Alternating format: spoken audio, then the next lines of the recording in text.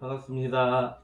우리 중고청 여러분, 올해 마지막 예배 함께 하나님 앞에 올려드리기 원합니다. 우리 함께 먼저 사도신경으로 신앙 고백하시겠습니다. 전능하사 천지를 만드신 하나님 아버지를 내가 믿사오며 그 외아들 우리 주 예수 그리스도를 믿사오니 이는 성령으로 잉태하사 동정녀 마리아에게 나시고 본디오 빌라도에게 고난을 받사 십자가에 못 박혀 죽으시고 장사한 지 사흘 만에 죽은 자 가운데서 다시 살아나시며 하늘에 오르사 전능하신 하나님 우편에 앉아 계시다가 저리로서 산자와 죽은 자를 심판하러 오시리라. 성령을 믿사오며 거룩한 공예와 성도가 서로 교통하는 것과 죄를 사하여 주시는 것과 몸이 다시 사는 것과 영원히 사는 것을 믿사옵나이다. 아멘. 우리 함께 한 목소리로 우리 찬양하시겠습니다. 은혜로 다 찬양할게요.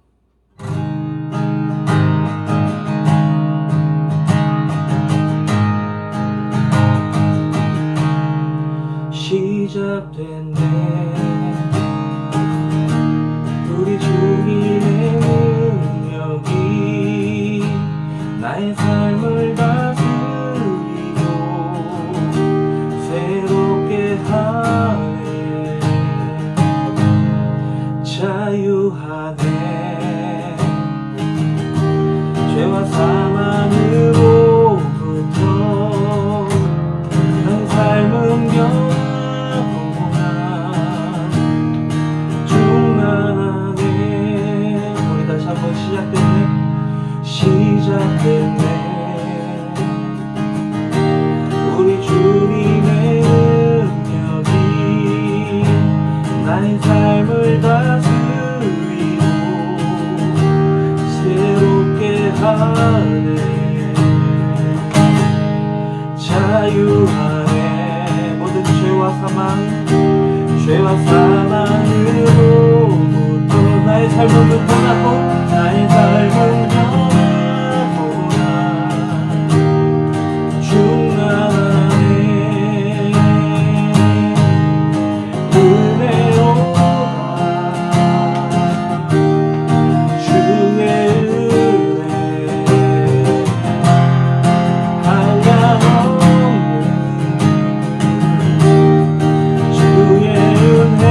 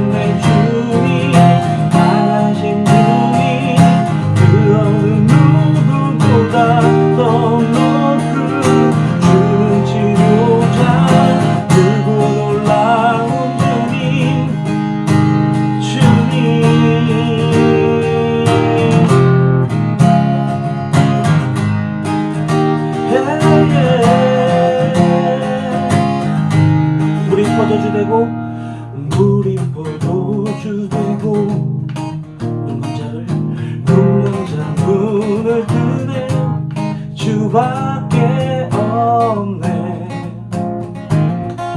주밖에. 어둠을 비추시며 우리를 일으키네. 우리를 일으키네. 주밖에 없네. 주밖에. 크신 내 주님, 강하신 주님, 그 어느 누구보다 더 높은 주는 치료자, 크고 놀라운 주님. 주님, 크신 내 주님, 크신 내 주님, 강하신 주님, 그 어느 누구보다 더 높은 주는 치료자, 크고 놀라운 주님. 주님.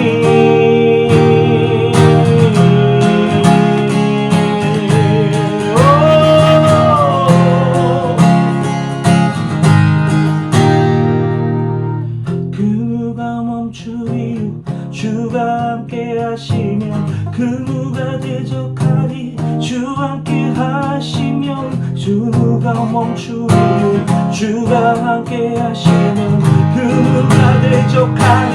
주와 함께 하시면 그 누가 멈추리요. 주와 함께 하시면 그 누가 대적하리. 주와 함께 하시면 그 누가 멈추리요. 주가 함께 하시면 그 누가 대적하리. 주와 함께 하시면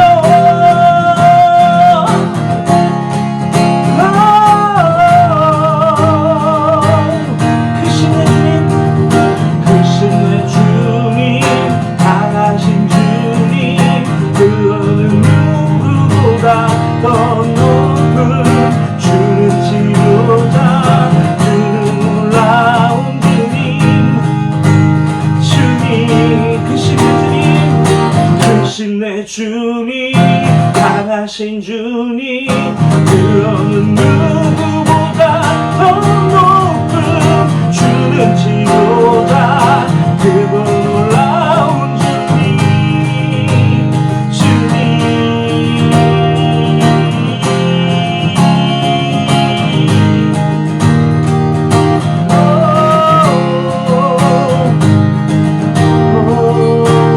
아멘. 할렐루야.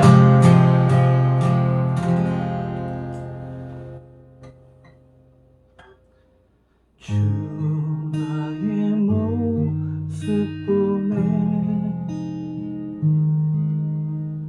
상한 나의 맘 보시네. 주 나의 눈물 안에 홀로 울던 맘 하시네. 주 나의 모습 보네. 상한 나의 맘 보시네.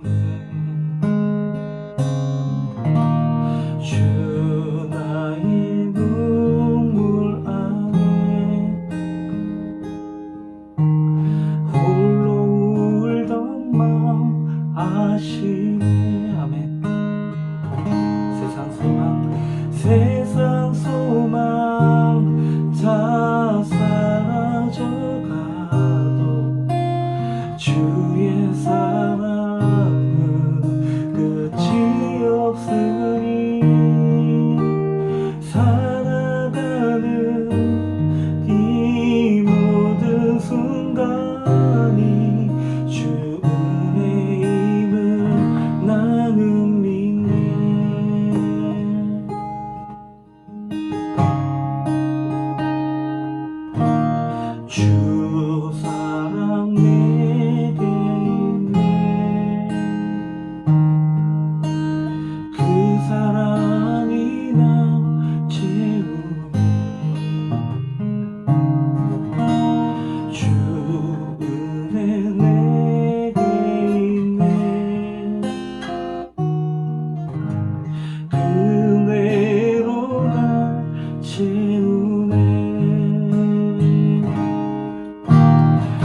세상 소망 다 사라져가도 주의 사랑은 끝이 없으니 살아가는 이 모든 순간이 주 은혜임을 나는 믿네. 세상 소망 다 사라져가도 주의 사랑은 끝이 없으니 살아가는 이 모든 순간이 주 은혜임을 나는 믿네. 한번 더 세상 소망 다 사라져가 주의 사랑은 끝이 없으니 살아가는 이 모든 순간이 주 은혜임을 나는 믿네. 주 은혜임을 나는 믿네.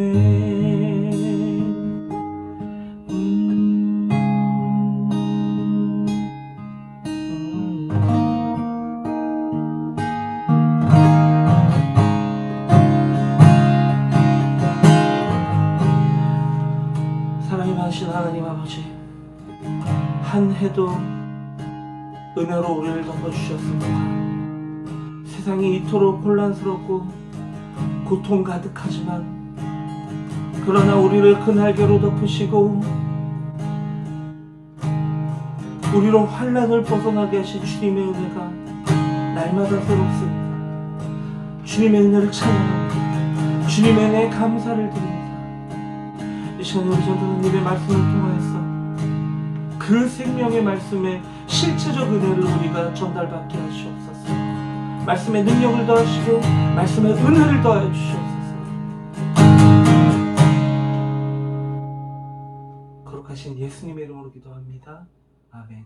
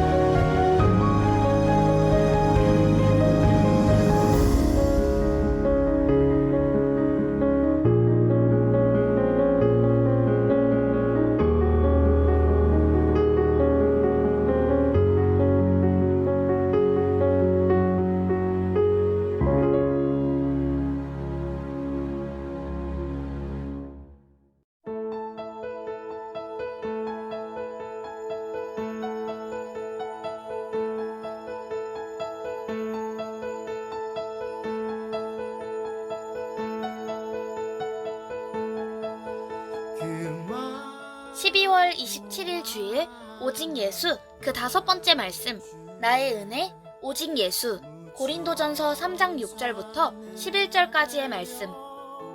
나는 심었고 아볼로는 물을 주었으되 오직 하나님께서 자라나게 하셨나니 그런즉 심는 이나 물 주는 이는 아무것도 아니로되 오직 자라게 하시는 이는 하나님뿐이니라. 심는 이와 물 주는 이는 한 가지이나 각각 자기가 일한 대로 자기의 상을 받으리라. 우리는 하나님의 동역자들이요 너희는 하나님의 밭이요 하나님의 집이니라. 내게 주신 하나님의 은혜를 따라 내가 지혜로운 건축자와 같이 터를 닦아두매 다른 이가 그 위에 세우나 그러나 각각 어떻게 그 위에 세울까를 조심할지니라. 이 닦아둔 것 외에 능히 다른 터를 닦아둘 자가 없으니 이 터는 곧 예수 그리스도라. 아멘. 오늘 말씀은 기회의 은혜라는 제목으로 함께 말씀을 나누고자 합니다. 오늘 본문의 배경을 좀 설명하면 사도 바울이 세웠던 고린도 교회가 그 무대입니다. 그런데 이 사도 바울이 세웠던 이 고린도 교회가 사도 바울의 표현에 의하면 분열하는 교회였고 또 어린아이의 신앙을 가진 교회라고 말합니다. 그래서 사도 바울은 오늘 본문 이전에 1절과 3절 말씀에 이렇게 표현합니다. 젖을 먹는 어린아이를 대하듯이 고린도 교회 성도들을 대했다고 말하고 있습니다. 우리 중고딩들 또 청년들 아니 더 큰 어른들이 아직도 어린아이가 먹고 있는 이 젖병을 빨고 있다면 생각만 해도 끔찍하겠지만 교회 안에도 이러한 사람들이 있다는 것입니다. 분명히 오래 신앙생활을 했고 또 직분도 있고 그렇지만 아직도 신앙이 성장하지 못해서 여전히 어린아이와 같은 사람들이 있다는 것입니다. 오늘 고린도 교회 성도들을 향해서 사도 바울은 어린아이와 같은 신앙을 말합니다. 예수님을 믿는다고 하지만 여전히 교회 안에서 시기하고 분열하고 다투는 그렇게 편을 나누는 가운데 있는 그들을 어린아이처럼 여긴다는 것이죠. 애들이라 싸운다는 것입니다. 그래서 1절에서 3절까지의 말씀을 우리 한 번 더 읽으면서 생각해 보겠습니다. 형제들아 내가 신령한 자들을 대함과 같이 너희에게 말할 수 없어서 육신에 속한 자 곧 그리스도 안에서 어린아이들을 대함과 같이 하노라. 내가 너희를 젖으로 먹이고 밥으로 하지 아니하였노니 이는 너희가 감당하지 못하였음이거니와 지금도 못하리라. 너희는 아직도 육신에 속한 자로다. 너희 가운데 시기와 분쟁이 있으니 어찌 육신에 속하여 사람을 따라 행함이 아니리요 라고 말합니다. 육에 속한 사람, 바로 육신이 원하는 대로 내가 하고 싶은 대로 행동하는 사람을 말하는 것입니다. 우리 중고청 가운데도 어렸을 때부터 혹은 태어날 때부터 부모님을 따라 교회를 다니고 그렇게 나름 10년 이상 아니면 아직 어리지만 지금까지 평생을 신앙생활을 해온 사람도 있을 것입니다. 그런데 그럼에도 불구하고 우리가 10년 이상 혹은 나의 거의 평생을 신앙생활을 해왔다고 하지만 여전히 우리 안에도 어린아이와 같은 신앙이 있는 사람들이 있을 수 있습니다. 우리의 이런 영적인 성장은 어떤 신앙생활의 기간이나 혹은 직분과 상관없습니다. 그리고 우리 신앙의 성장은 우리가 예배를 얼마나 빠지지 않고 드렸느냐 혹은 성경을 아는 지식이 얼마나 많으냐가 아니라 하나님과의 관계와 또 그분과 동행하는 가운데 내가 얼마나 그 경건한 삶을 살고 있는가, 그 말씀대로 살고 있는가 하느냐에 달려 있습니다. 바울파, 아볼로파로 나뉘어서 각각의 선생님들을 자랑하고 있는 모습이 오늘 고린도 교회의 모습이고 그러한 신앙을 가진 사람들을 그런 여전히 육신에 속한 일들을 행하고 그런 행동을 하는 사람들을 바울은 육에 속한 사람, 어린아이와 같은 신앙이라 말하고 있습니다. 우리나라도 어떻게 보면 그런 어려움을 겪고 있죠. 교회도 사회도 정치도 내 말과 내 의견에 동의하고 그것을 따르는 사람들은 같은 편이지만 반대 의견이나 다른 의견을 가진 사람들은 적이고 또 그렇게 편을 갈라서 편가리가 만연한 그런 시대를 우리가 살아가고 있습니다. 여러분도 혹시 학교나 친구들 사이에서 그런 경험이 있지는 않습니까? 어떻게 보면 좋은 것을 보고 배워야 하는데 어른들이 본이 되지 못해서 먼저 어른으로서 참 여러분에게 미안한 마음이 있습니다. 그런데 우리 중고청 친구들뿐만 아니라 초등학생들도 이렇게 노는 모습들을 보면 그렇게 편을 가르고 시기하고 분쟁하고 다투는 모습들을 보게 됩니다.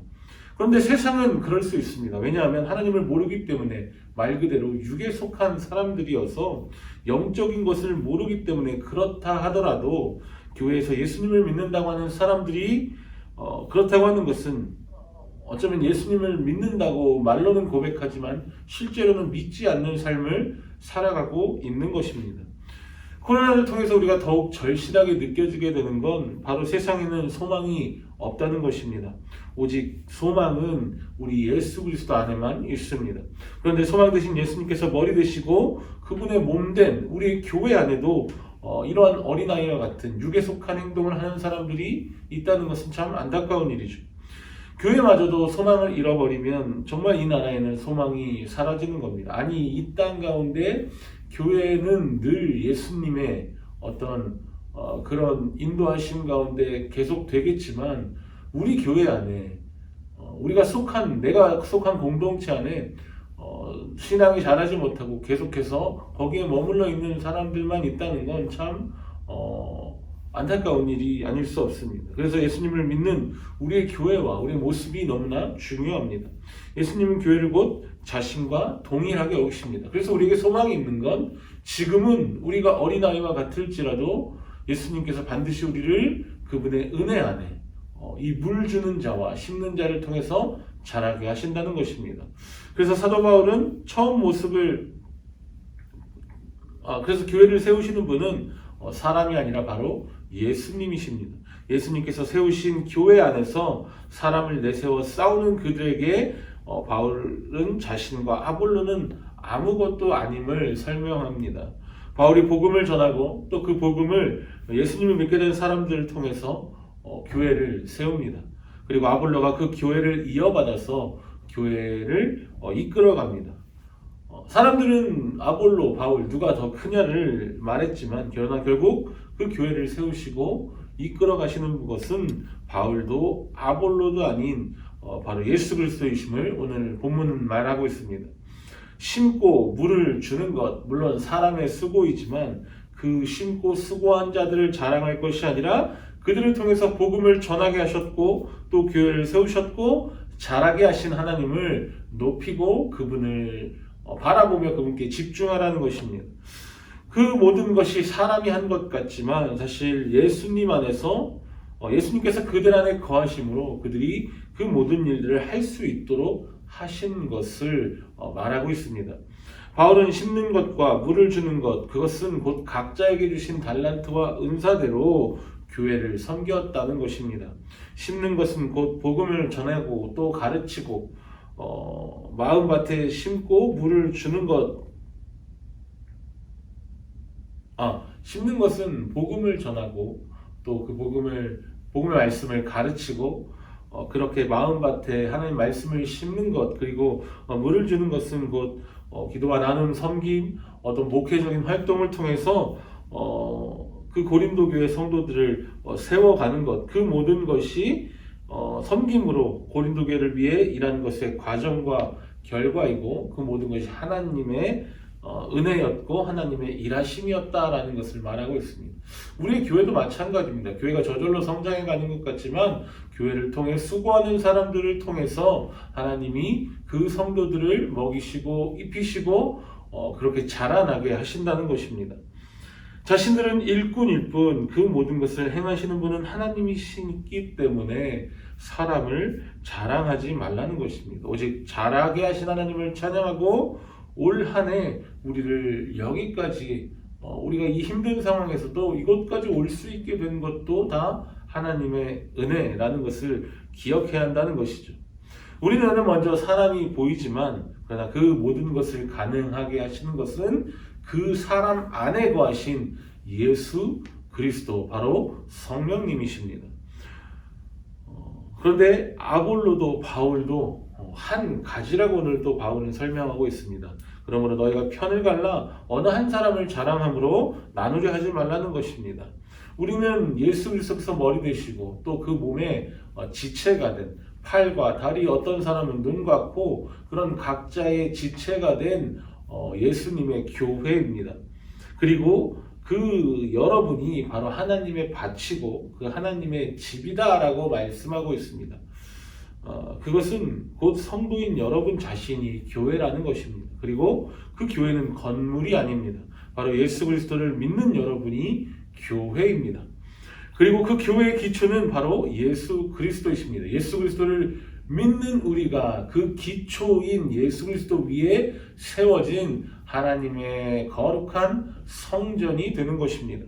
다른 것이 기초일 수 없고 혹시 다른 것이 기초라면 거긴 교회라고 부를 수가 없습니다.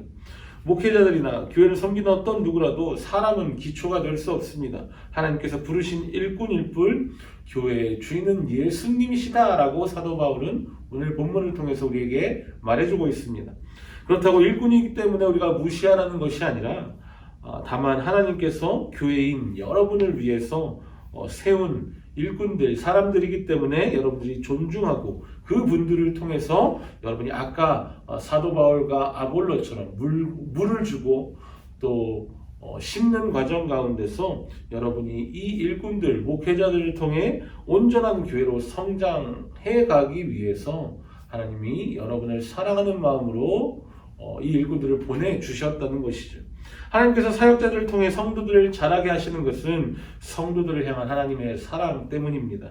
여러분 전도사님이나 목사님이나 혹은 여러분이 받지 않는 전화 또 일식을 당할 그런 카톡일 것을 알면서도 그런 두려운 마음이 있음에도 불구하고 여러분에게 보낼 수밖에 없는 이유는 바로 여러분들이 하나님께서 우리에게 맡겨주신 양들이기 때문입니다.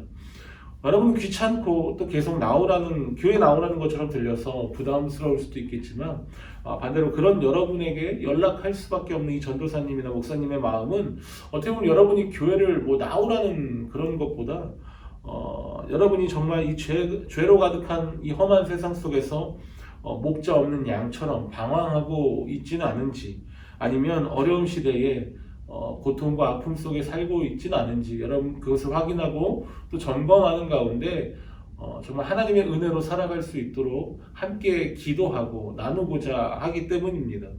우리가 이 땅 가운데 살지만 하나님이 도와주시지 않으면 우리는 살아갈 수 없습니다. 그래서 그것을 아는 우리 전도사님이나 목사님들이 여러분의 안타까운 마음으로 그 하나님과의 관계에서 또 그 하나님이 붙잡고 있는 손이 떨어지지 않도록 계속해서 점검하고 여러분들에게 관심을 갖는 가운데 그렇게 연락하는 것입니다. 교회는 땅과 건물이 아닙니다. 바로 여러분이 교회입니다. 터가 되고 건물이 되는 것은 바로 여러분입니다. 여러분이 터가 되고 건물이 세워져 가기 위해선 씨가 뿌려지고 또 그것이 물을 주는 가운데 자라나야 합니다. 그래서 우리에게 예배가 물론 중요하지만 예배로만은 우리의 신앙이 세워지지 않습니다.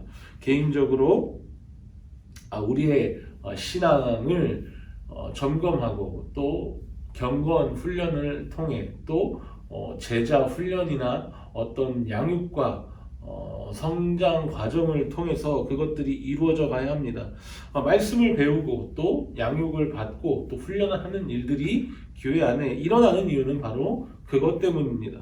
말씀을 배운다는 것은 말씀을 아는 지식을 말하지 않습니다. 하나님을 아는 것이고 하나님을 안다는 것은 단순히 지식적으로 무언가 하나님을 아는 것이 아니라 하나님과 여러분이 개인적인 관계를 맺는 것입니다. 바로 내가 하나님과 아는 사이가 된다는 것이죠. 우리가 흔히 연예인들을 알고 있습니다. 그러나 연예인들은 우리를 알지 못합니다. 그것은 서로 아는 사이라 할 수 없습니다. 우리가 성경을 단순히 안다고 하는 것은 내가 그냥 하나님에 대해서 하나님에 관한 사실을 알고 있는 것뿐이지 하나님과 어떤 그런 친밀한 관계가 됐다라고 이야기할 수는 없습니다.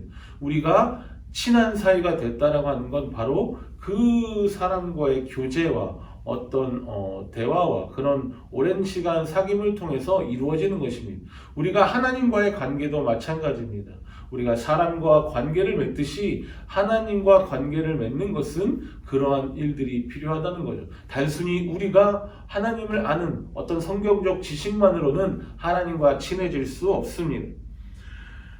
하나님과 인격적인 교제가 필요합니다. 그래서 여러분의 삶의 개인의 경건생활, 바로 말씀을 묵상하고 또 그것을 기도하는 가운데 계속해서 점검하고 하나님과의 관계를 이루어가는 것입니다.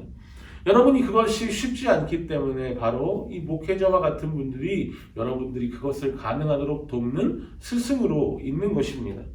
성경을 통해 많은 지식을 쌓기 위함이 아니라 성경을 통해서 하나님이 어떤 분이신가를 알고 그분과 함께 동행하기 위해서, 그 말씀이 우리의 삶에 온전히 적용되어서 이 하나님의 말씀대로 사는 삶을 살기 위해서 우리에게 이런 훈련과 양육의 과정이 필요합니다. 하루아침에 이루어지지 않습니다. 예수님의 제자들은 3년을 예수님께 배우고도 배신했습니다. 결국 그것을 이루고 자라게 하시는 것, 결국 그 안에 성령님이 계셔야 그들이 그 모든 일을 할 수 있게 되는 것이죠. 결국 예수님이 이 땅 가운데서 죽으시고 부활하신 후에 약속하신 대로 성령을 제자들에게 부어주신 다음에야 그들은 성령을 충만히 받아서 그 성령님을 통해 예수님께서 하신 일들과 또 예수님께서 하신 일들보다 그분이 말씀하신 대로 더 큰 일을 행할 수 있었던 것입니다. 저에게는 씨를 뿌리고 물을 주어야 할 책임이 있습니다. 바로 제가 여기 온 이유입니다. 그러기 위해서 여러분과 말씀을 나누고 또한 그 말씀이 여러분의 삶에 적용될 수 있도록 점검하고 또 함께 기도함으로 여러분을 성장해 가도록 돕는 것입니다. 여러분이 하나님의 교회를 온전히 세워가는 과정은 이렇게 간단하진 않습니다. 그러나 하나님께서 반드시 이루실 것이고 우리가 그 가운데 있다는 것은 참 은혜라는 사실입니다. 그리고 우리가 이 세상을 이길 어린아이의 신앙에서 머물지 않기 위해서는 꼭 이 과정을 거쳐야 합니다. 그래서 예수님은 우리를 제자로 부르셨고 또 제자를 삼으라 말씀하십니다. 여러분이 그렇게 제자로 세워져 가고 제자로 세워진 여러분이 스승이 되어서 다른 제자를 세워가는 것입니다. 그것이 예수님이 그 제자들을 부르시고 그분께서 우리에게 가르쳐 주신 이 신앙 전수와 훈련의 방법입니다. 우리가 예배를 드리고 찬양을 하고 봉사를 하고 수련을 해도 우리의 근본적인 삶이 바뀌지 않는 이유는 바로 그때뿐이기 때문입니다. 그때 잠깐 받은 은혜로는 근본적인 내 삶을 바꿀 수 없습니다. 이미 경험한 사람도 있을 수 있습니다. 분명히 회개한 것 같은데 수련회 때 아니면 예배와 찬양을 드릴 때 은혜들을 받았는데 왜 하루 이틀 지나면 다시 원래의 내 삶으로 돌아오게 되는 걸까? 다시 내가 주인이고 내가 하고 싶은 대로 사는 삶을 살게 되는 것일까? 그래서 다시 하나님과 상관없이 살아가는 우리의 모습을 보게 됩니다. 그것이 사실 저의 중고등학교 때 모습이었습니다. 저도 수련회 가면 은혜 받고 그때 너무 좋아서 이 예배가 너무 좋았는데 그때 이렇게 기도했는데 근데 다시 돌아오고 나면 원래대로의 모습으로 돌아가는 나를 보면서 참 괴리감이 느껴지고 자괴감이 들 때도 있었습니다. 그런데 나중에 그렇게 된 이유를 알게 됐습니다. 뭐냐면 내가 예수님의 제자로 세워지지 않았기 때문입니다. 물론 회개도 했고 죄 고백도 있었지만 그러나 그 온전한 회개가 이루어지지 않은 것입니다. 온전한 회개란 무엇이냐면 바로 내 삶의 방향이 내가 주인이었던 삶에서 예수 그리스도가 주인 되신 삶으로 바뀌는 그 과정이 필요합니다. 그리고 그 바뀐 후가 더 중요합니다.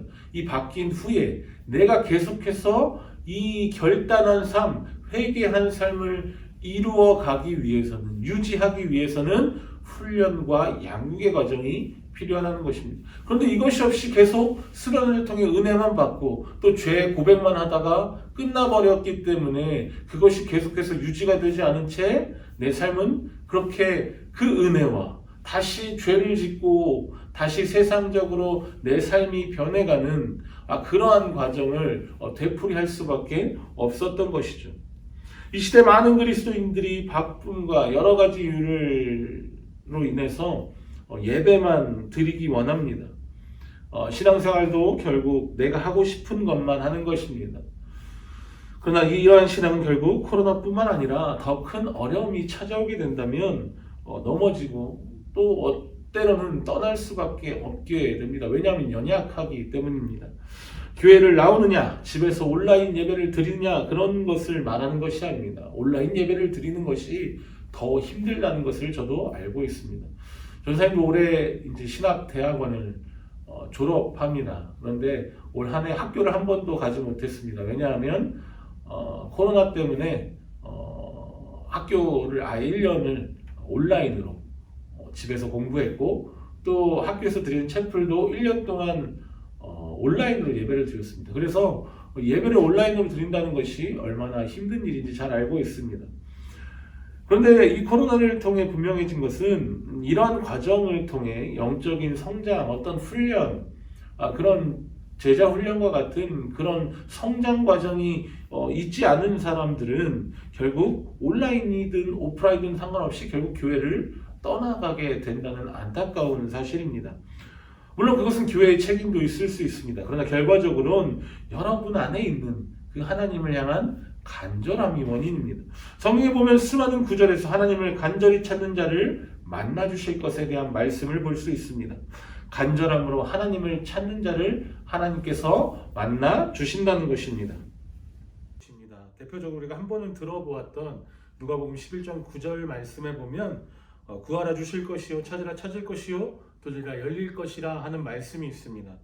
여러분, 이 말씀은 결국 하나님을 찾는 자들에게 성령을 선물로 주셔서 여러분 안에 성령 곧 하나님께서 거하셔서 여러분을 친히 만나 주시겠다라는 것입니다. 아니, 아예 여러분 안에 거하셔서 늘 함께 하시겠다는 것입니다.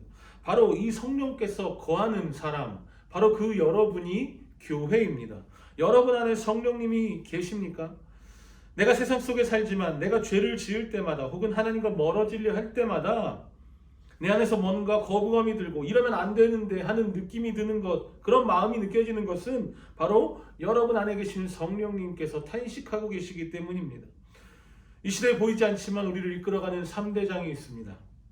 그 중에 가장 약한 것은 바로 보이지 않지만 강력한 전염력으로 우리를 힘들게 하고 있는, 그리고 고통 가운데 또 공포로 몰아가고 있는 이 코로나 바이러스입니다.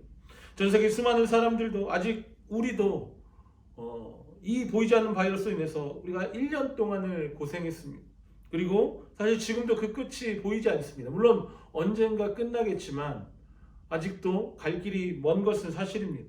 이것 때문에 경제가 무너지고 사람들이 힘들고 관계도 모든 것이 무너져 가고 있는 것처럼 보입니다. 그러나 이것보다 더 강력한 것이 있는데 그것이 무엇이냐면 바로 우리 안에 있는 죄악입니다.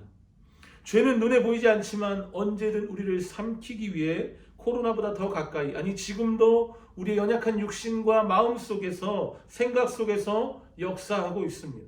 그러나 우리는 코로나보다 이 강력한 죄에 대해서는 더 크게 신경 쓰고 있는 삶을 살고 있지 않다는 것입니다. 여러분, 하나님의 은혜를 아는 것은 바로 내가 죄인임을 알 때입니다.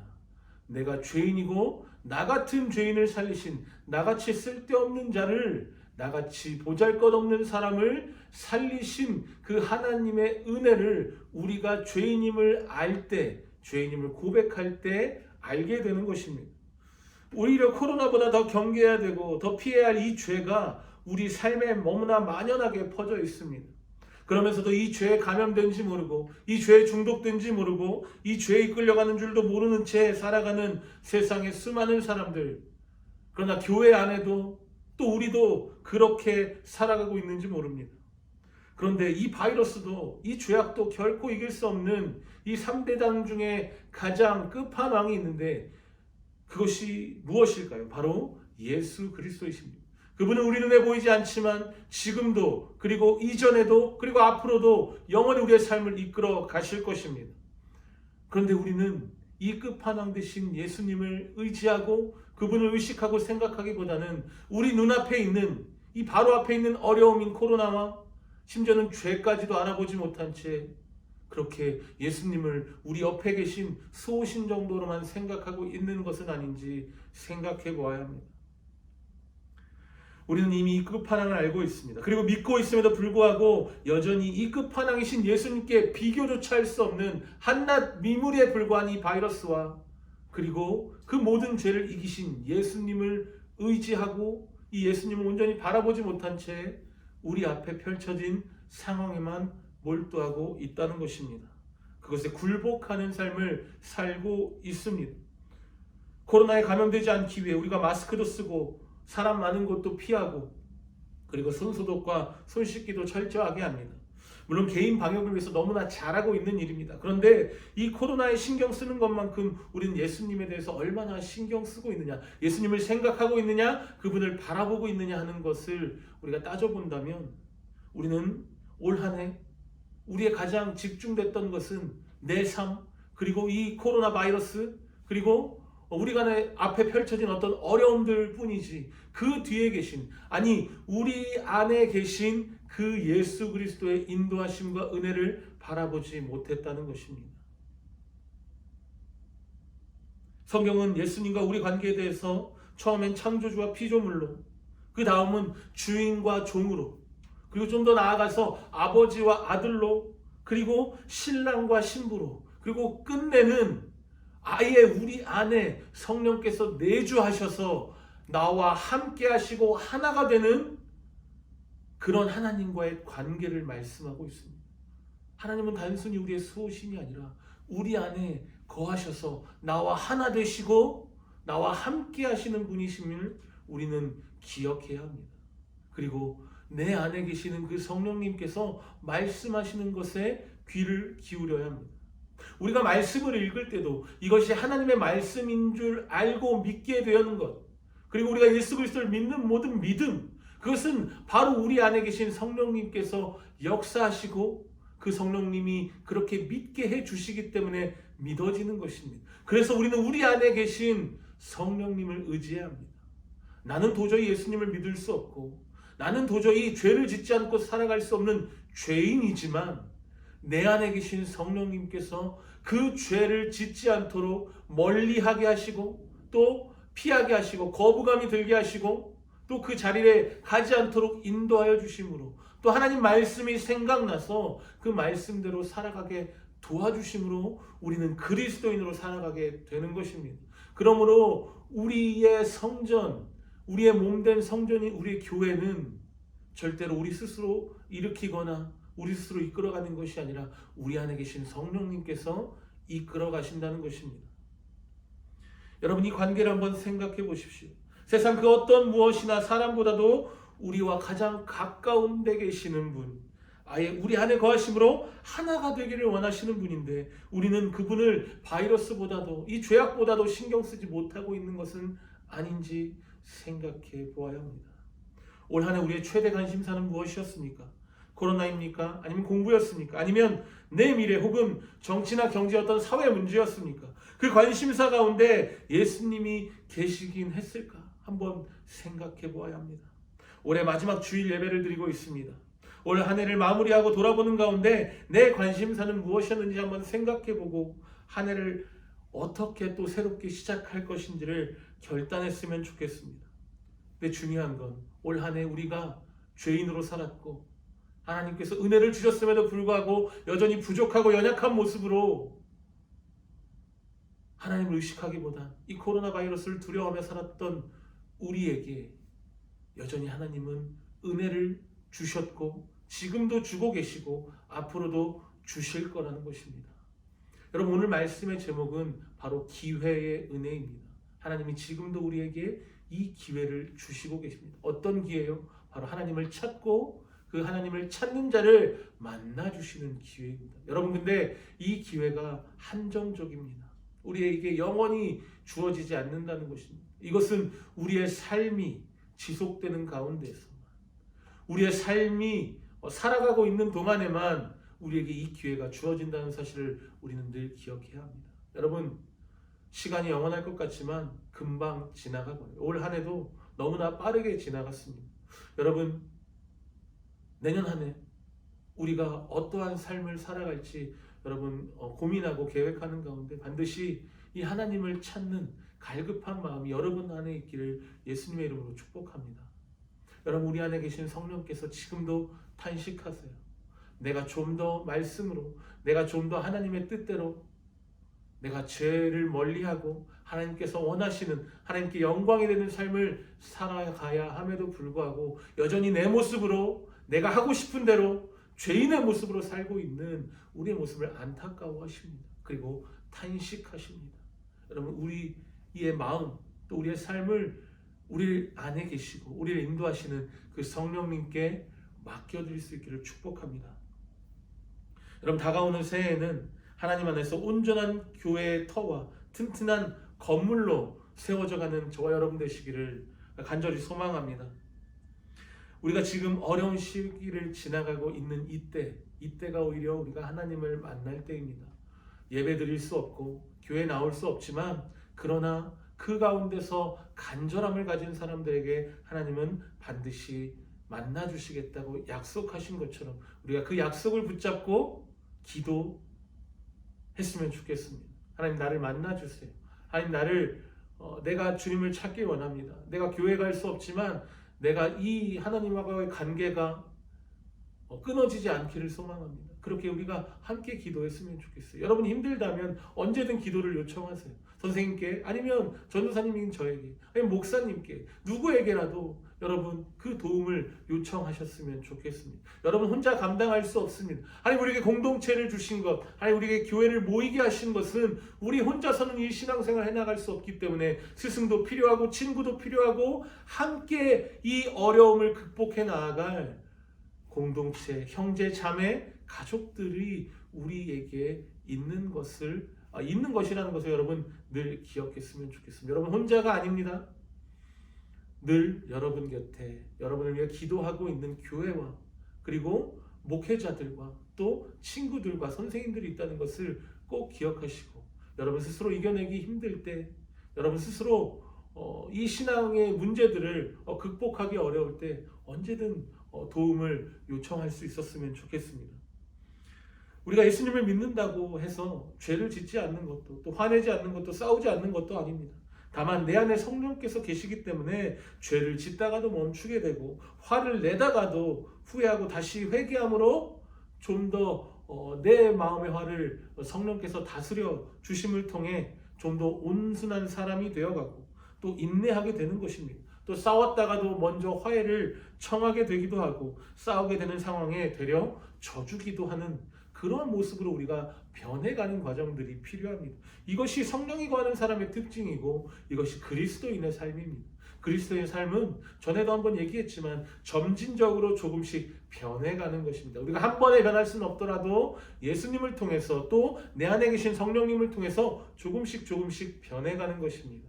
그런데 그 능력은 바로 하나님의 말씀에서부터 시작하고, 또 그 하나님의 말씀을 우리가 거룩하게 지키는 가운데, 또 그 하나님과 동행하는 가운데 이 모든 것들이 조금씩 이루어진다는 사실을 여러분 꼭 기억하실 수 있기를 축복합니다. 이제 말씀을 마치겠습니다. 여러분, 이런 삶이 이 땅에서도 천국과 같은 삶, 또 하나님 나라의 백성으로 살아가는 방법입니다.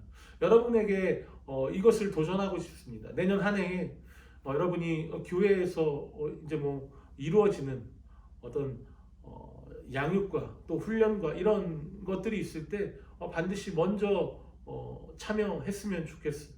내 삶이 바쁘고 물론 내가 할 것이 너무나 많고 그런 이기적인 시대를 살아가지만, 여러분 예배를 드리는 것도 중요하지만 그에 못지않게 중요한 것은 바로 우리가 이 양육과 훈련이 되어가는 가운데 우리가 하나님의 튼튼한 건물로, 또 하나님의 영적인 어른으로 성장해 가는 과정들입니다.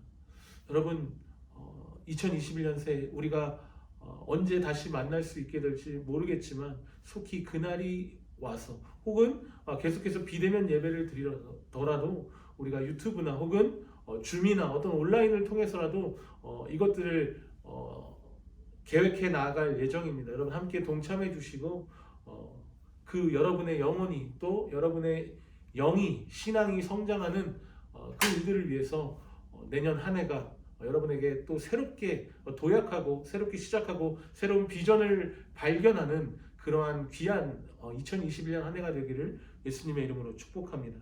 여러분의 이 소망과 간절함이 있기를 바랍니다. 그렇다면 하나님께서 씨를 뿌리는 자와 또 물을 주는 자를 통해서 여러분을 섬기게 하시고 하나님께서 여러분을 자라게 하실 줄 믿습니다. 여러분, 어려움을 겪고 있는 저와 여러분 가운데 이런 갈급함은 언제나 주어지지 않는다는 것, 바로 이 위기 때 오히려 우리가 하나님을 만날 수 있는 기회라는 것을 꼭 기억하시고 그러한 결단으로 한 해를 회개함으로 잘 마무리하고 소망의 새해를 주님과 함께 맞이하는 모든 중고청 우리 형제 자매님들 되시기를 예수님의 이름으로 축복합니다. 기도하겠습니다.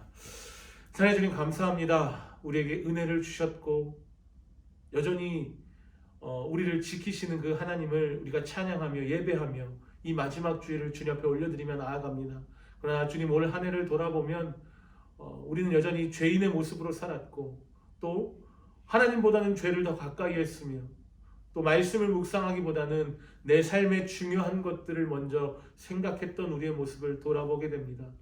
주님, 우리 안에 계시는 성령께서 지금도 탄식하고 계시는데 우리가 이 성령님께 민감하게 반응하여 이 성령께서 우리 안에서 하시는 말씀들에 귀 기울일 수 있도록 집중할 수 있도록 도와주시고 우리가 우리 스스로 그것이 힘들다면 선생님들께 또 목회자들에게 또 주변에 있는 친구들에게 기도를 요청하고 또 도움을 요청함으로 함께 그 어려움을 이겨나갈 수 있는 이 공동체로 모이게 하신 그 이유를 우리가 알게 하여 주시옵소서. 특별히 우리 친구들 혼자가 아님을 기억하게 하시고 늘 주님이 함께 하시며 또 늘 동역하고 또 늘 옆에서 뒤에서 기도하는 선생님과 우리 전도사님들이 있다는 것을 기억하게 도와주셔서 언제라도 내가 힘들고 어려울 때는 도움을 요청하는 가운데 하나님의 은혜가 다시 우리 가운데 임할 수 있도록 내가 그렇게 다시 믿음의 삶을 살아나갈 수 있도록 주 우리를 사용하여 주시고 또 우리 가운데 하나 되게 하시고 연합하게 도와주셔서 우리가 예배로만 끝나지 않는 우리의 신앙생활 우리가 한 해를 결단하는 가운데 더욱더 하나님을 찾기에 갈급한 마음으로 나아갈 수 있도록 그래서 무엇이든 하나님을 찾는 것에 최선을 다하는 한 해가 될 수 있도록 주여 도와주시고 인도하여 주시옵소서. 올 한 해 그래도 그 모든 것을 뒤로 한 채 우리에게 은혜를 주신 하나님께 감사와 영광 올려드립니다. 내년 한 해도 그 하나님의 은혜가 계속되는 가운데 우리에게 언제나 주어지지 않는 이 기회가 내년 한 해에는 꼭 결실을 맺어서 우리가 그 기회를 잘 붙잡아서 더욱더 성장하는 한 해가 될 수 있도록 주여 은혜와 능력을 더하여 주시옵소서. 올 한 해 마무리와 또 새로운 한 해를 결단하는 우리 중고청 친구들 모두에게 성령께서 임하여 주시고 지혜와 은혜를 더하여 주시기를 간절히 소망하며 살아계신 예수님의 이름으로 기도하옵나이다. 아멘. 저도 나와요? 네. 로지스트가 없나? 해볼까요? 아까 말한 대로 EA로 갑시다.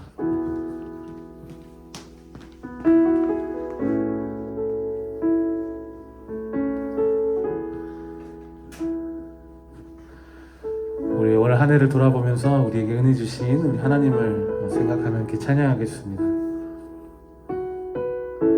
은혜로 날 보듬으시고 은혜로 날 보듬으시고 사랑으로 품어주셔도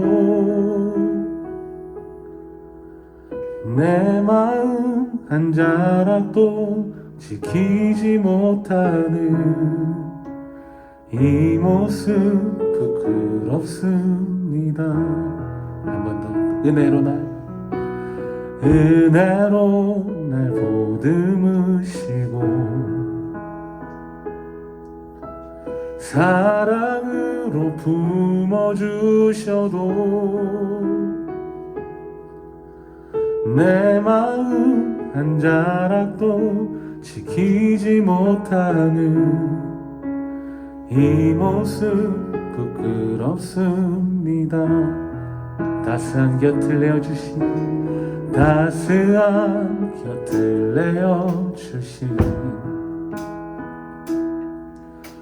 주님 앞에 나아갑니다. 표현 못할 그 율로 나를 붙드시는 주 이름만 바라봅니다. 매일 마주한 슬픔을 견뎌나가며 주 예수의 마음을 닮아가네. 두려운 걸음마다 주가 동행하니 주 의지하며 오늘을 건네. 매일 신실한 소망을 깊이 담으며 주 예수의 풍요를 채워가네. 하나님의 자녀로 명예 지켜가며 깊어진 삶을 주께 드리네. 우리 한 번 더 찬양할까요? 은혜로 날 보듬으시고 사랑으로 품어주셔도 내 마음 한 자락도 지키지 못하는 이 모습 부끄럽습니다. 따스한 곁을 내어주신 주님 앞에 나아갑니다. 표현 못할 그 율로 나를 붙드시는 주 이름만 바라봅니다. 매일 마주한 슬픔을 견뎌나가며 주 예수의 마음을 닮아가네. 두려운 걸음마다 주가 동행하니 주 의지하며 오늘을 건네. 주의 신실한 소망을 깊이 담으며 주 예수의 풍요를 채워가네. 하나님의 자녀로 명예 지켜가며 깊어진 삶을 주께 드리네. 하나님의 자녀로 명예 지켜가며 깊어진 삶을 주께 드리네.